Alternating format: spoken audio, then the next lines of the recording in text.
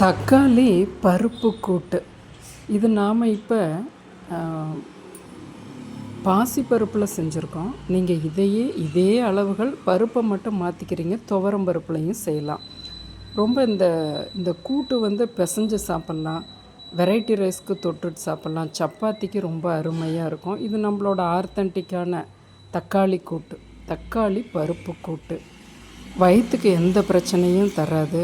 நாம் எளிதாக குயிக்காக செஞ்சிடலாம். வளரும் குழந்தைகள் பெரியவர்களுக்கும் ஏற்ற இந்த பருப்பு தக்காளி கூட்டு.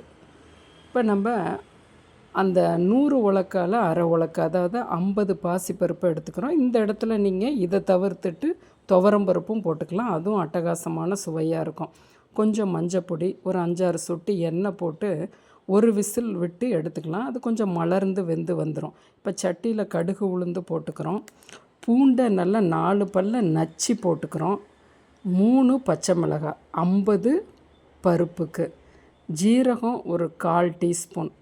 1/1 இதே போல் போடுங்க. ஏன்னா பூண்டு நல்லா வெப்பத்தை தாங்கும். அதுக்கப்புறம் பச்சை மிளகாய், அப்புறம் ஜீரகம் போடும்போது கருகி வராது. நல்லா ஒரு 20% அனலில் நல்லா பெரட்டி கொடுத்துட்றோம் 1 நிமிஷம். பெரிய வெங்காயம் 1 வெங்காயம், இதை நல்லா வதக்கிக்கலாம். கருவேப்பிலை 1 நிமிஷத்தில் வதங்கி வந்துடுது. 3 தக்காளி, ஒரு எலுமிச்சம்பழம் அளவு உள்ள நார்மல் தக்காளி. ஏன்னா எப்பயுமே பாசி பருப்புக்கோ சரி, இல்லை துவரம் பருப்பு கூட்டு அப்படின்னாவே தக்காளி நிறையா போடணும். ஏன்னா இதுக்கு நம்ம புளி போடுறதில்ல.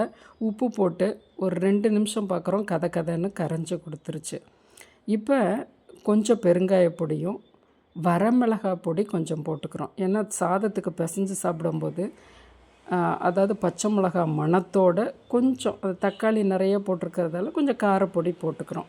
அது நல்லா பச்சை வாடை போயிடுச்சு 1 நிமிஷத்தில்.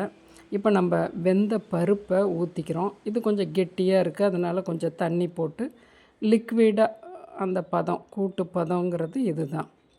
இப்போ உப்பு நம்ம பார்த்துக்கிறோம். மல்லித்தலை இருந்தால் கண்டிப்பாக போடுங்க.